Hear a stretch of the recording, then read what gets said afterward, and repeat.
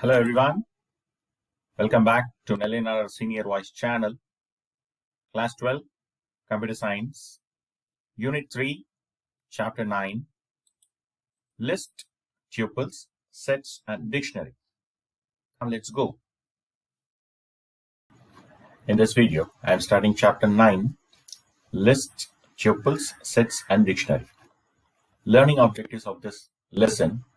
After studying this lesson, you'll be able to understand the basic concepts of various collection data types in Python, such as list, tuples, sets, and dictionary. And you'll be able to work with list, tuples, sets, and dictionaries using variety of functions after completing this lesson. And you'll be able to write program, that is Python programs, using list, tuples, sets, and dictionaries. And you'll be able to understand the relationship between list, tuples, and dictionaries. I think you know about list and tuples before, because in chapter 4 you learned about list and tuples and how to access the list elements, right? And in this chapter you're going to see in detail. Okay, introduction to list. Python programming language has 4 collections of data types such as list, tuples, sets, and dictionaries. Already you know, like int, char, and float. Even list, tuples, sets, and dictionaries are data types in Python. A list in Python is known as sequence data type, like strings. Like strings, you learned in the previous chapter. Like strings, even list is considered a sequence data type. That means you can give the data in sequence. Right? Understood? It is an ordered collection of values enclosed within a square brackets. So like array, okay, in array you call this as an array brackets, like right here, this is called list bracket, that is square bracket. Each value of a list is called as element, right? In array also we call this as a subscript, even we call it as element. It can be of any type such as numbers, characters, strings, and even the nested list as well. Just compare with array. Array, you know, we have to give the same data type.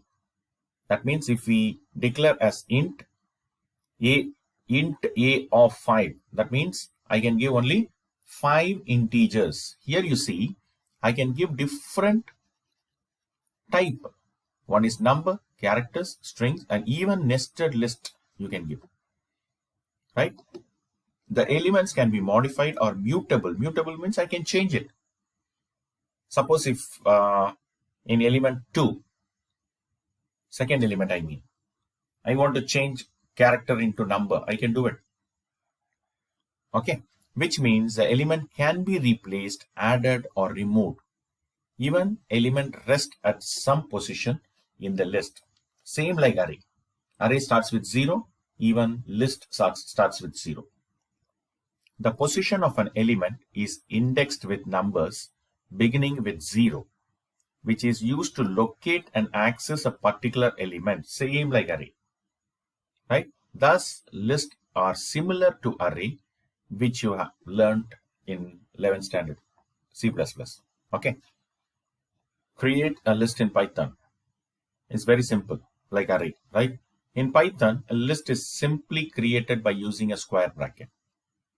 The elements of list should be specified within square brackets. The following syntax explains the creation of list.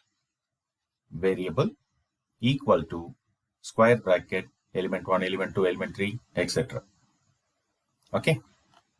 Now see the example. Marks is equal to 10, 23, 41, 75. Okay.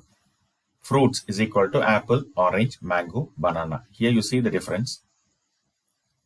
I enclosed apple inside double quotation. Here I have not used any quotation. If you give quotation here, this will become character, not number. And this is empty list. Okay. In the above example, the list marks, name of the list is marks, has 4 integer element. Second list, fruits, has 4 string elements. Third is an empty list. The elements of a list need not be homogeneous type of data. Homogeneous in the sense same type. Okay, same type. I can give 10 and then next apple and then 7.5 like that. Okay. The following list contains multiple types element, multiple type elements. My list is the name of the list. See here, welcome, 3.14, 10, and see, this is nested list, list inside list. And when you count the elements, 1, that is 0, 1, 2, 3. Okay, in the above example, my list contains another list as an element. This type of list is known as nested list. Nested list is a list containing another list as an element. Is it clear, everyone? Now, accessing list elements. Python assigns an automatic index value for each element of a list begins with 0, same like array. Index value can be used to access an element in a list. In Python, index value is an integer number which can be positive or negative. Positive means from left to right side. Negative means from right to left side. Okay, I mean like this. Marks is equal to 10, 23, 41, 75. See here. Okay, now index position. As I told, it starts with 0. 0, 1, 2, 3. This is positive. Negative means from right to left. That is -1, -2, -3, -4. Is it clear? Positive value of index counts from the beginning of the list, and negative value means counting backward from end of the list. That means a reverse order. Is it clear? To access an element from a list, write the name of the list followed by the index of element enclosed within square bracket. Exactly similar to array how you used. Okay. List variable is the name of the list, and E1, element 1, element 2, element 3 up to any number of element. Print list variable, that is name of the list and the index number. Okay. See here. Marks is the name of the list. 10, 23, 41, 75. So here you see print marks is the name of the list and 0 position. Okay. When I give 0 here, it prints 10. When I give 1, 23. When I give 4, nothing, because 0, 1, 2, 3 only. Okay. So in the above example, print command prints 10 as output, as the index of 10 is 0. Got it? Now accessing elements in reverse order. Reverse order, just you give minus, that's all. When you give -1, it will print 75, -2, 41, 3, 23, 4 like that. Okay, the negative index can be used to access an element in the reverse order. Understood now? Right. Accessing all elements of a list. See here, individual element, right? But all the elements, very simple, you have to give it in loop. That's it. Loops are used to access all elements from a list. The initial value of the loop must be 0. The 0, that means 0 is the beginning index value of a list. Now here same thing, same list we have taken. Marks is equal to 10, 23, 41, 75. Now starting with I, because index starts with 0. I is equal to 0. I am initializing with 0. While I is lesser than 4, that is 0 is lesser than 4. Yes, it goes inside. Print marks of I. I will be 0. So 10 will be printed. I plus 1. 0 plus 1 is 1. So 1 is less than 4. Yes. Marks of 1, that is 23, 41, 75. Understood? In the above example, mark list contains 4 integer elements, that is 10, 23, 41, and 75. Each element has an index value from 0. The index value of the elements are 0, 1, 2, 3 respectively. Here, the while loop is used to read all the elements. That means using while loop, you are reading all the elements one by one, right? The initial value of the loop is 0 and the test condition is I less than 4. As long as the test condition is true, the loop executes and print the corresponding output. Okay, here they have explained in detail, right? During the first iteration, the value of I is 0, where the condition is true. Now the following statement print marks I gets executed and print the value 0 element, that is 10. So one by one they have explained. The next statement I is equal to I plus 1 increments the value of I from 0 to 1. Now the flow control shifts the while statement for checking the test condition. The process repeats to print the remaining elements of marked list until the test condition of while becomes false. So here one by one they have explained, right? Iteration 1 means 0, I value will be 0. 0 is less than 4, true. That means marks of 0 is equal to 10. It will print 10. Then I is equal to I plus 1. This is incrementation.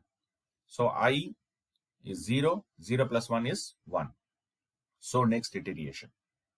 I is 1. 1 is less than 4, true. It will print 23. Now I will become I plus 1, that is 2. Now 2 is less than 4, true. It will print 41. 2 plus 1 is 3. 3 is less than 4, yes. It will print 75. 3 plus 1 is 4. 4 is less than 4, no, false. So it will stop the process. Is it clear, everyone? Right? The next topic is list length. So using length function, we can find the length of the list. The length function in Python is used to find the length of a list, that is the number of elements in a list. Usually the length function is used to step the upper limit in a loop to read all the elements of the list. If the list contains another list as an element, length function returns the inner list of a single element. Inner list of the single element. Okay, already I told you here, right? That means list, nested list. Okay, nested list. See here, list inside list. So it counts like 1, 2, 3, 4. This is length is 4, right? Not individual element which is present inside the nested list. Understood? Right? Okay. Now, example, my subject is the name of the list. Tamil, English, Computer Science, and Maths. Now, length of my subject. See here, it will not start from 0. Okay. It will not start from 0, from 1. That is 1, 2, 3, 4. So the length is 4. Is it clear? Next program. Program to display elements in a list using loop. My subject is equal to Tamil, English, Computer Science, and Maths. I is equal to 0. Already we have seen this, right? We printed numbers, right? Here you are going to print strings. While I is less than length of my subject. See here, in previous program, you counted the numbers. Okay, reverse indexing we have not seen, right? Okay, fine. Fine, we will see this and we will come back. No problem. What is it? Right, here you see, if you know the length of the list, you can count and give. So, to be safer side, length of my subject means automatically length will calculate the number of strings inside the list. So, you don't need to worry about how many are there like that, right? So, while I is less than length of my subject, print my subject of I. I is equal to I plus 1. So, each and every time, it will take 1, Tamil, then 2, English, 3, Computer Science, 4, Maths. But inside the loop, it will start from 0. 0, 1, 2, 3. So, 3 times this loop will repeat. It will print all the elements present inside the list. Okay, now we will come back to reverse. Very interesting one, right? Python enables reverse or negative indexing for the list elements. Thus, Python list index is opposite order. Python sets -1 as an index as the index value for the last element in the list and -2 for the preceding element, so and so on. This is called as reverse indexing. Same example, marks is equal to 10, 23, 41, 75. Now here you are initializing -1. Previously, do you remember we initialized 0? Right here, -1. Okay, while I is greater than or equal to -1. Okay, greater than, see, -1 is greater than -4? No. So condition is true. -1 is greater than -4. How can you say no? When this loop satisfies, then only it goes inside. So -1 is definitely greater than -4, so it goes inside. It prints 75 because in reverse order. First it will print 75 and then 41, 23 and then 10. So the following table shows the working principle, that is working process of the above coding. See here. First I is -1. -1 is greater than -4. True. Okay, this is just opposite to positive, right? -1 is greater than -4. Yes. So marks -1. That is marks of -1. That is 75. Then here -1 plus -1 is equal to -2. So I is -2. -2 is again greater than -4. Yes. Second element in reverse. I'm talking about in reverse. 41. Then -2 plus -1 is -3. -3 is greater than -4. Yes. Then 23. So -3 plus -1 is -4. -4 is equal to -4. Yes, true. It will print the first element, 10. And -4 plus -1 is -5. So here the condition becomes false. So it will stop. Is it clear, children? Right? So accessing elements using for loop. In Python, this previously you saw using while loop, right? And now you're going to see using for loop. In Python, the for loop is used to access all the elements in a list one by one. This is just like for keyword in other programming language such as C++. You already know about for, because previous chapters I explained about for and while loop, right? For index variable in list, print index variable. Very simple only it is. So here index var represent the index value of each element in the list. Python reads this for statement like English. That means for every element in the list of list and print the name of the list items. How? That means here you don't need to initialize anything. Okay, automatically see here for x in marks, right? That means it will start with 0 only, right? First x will take 23 and print x, it will print 23. Then x will take 45 and it will print 45. Then 67, 67, 78, 78, 98, 98. Okay, so in the above example, mark list has 5 elements. Each element is indexed from 0 to 4 automatically, unlike while statement. Understood? The Python reads a for loop and print statements like English for every element represented as x in the list of marks and print the values of the element. That means automatically it will start with 0 and it will read each and every element and it will print. Is it clear, everyone? So go through the chapter. I'm stopping it here. If you have any doubts, you can ask me. Okay, children. See you. Bye. Take care.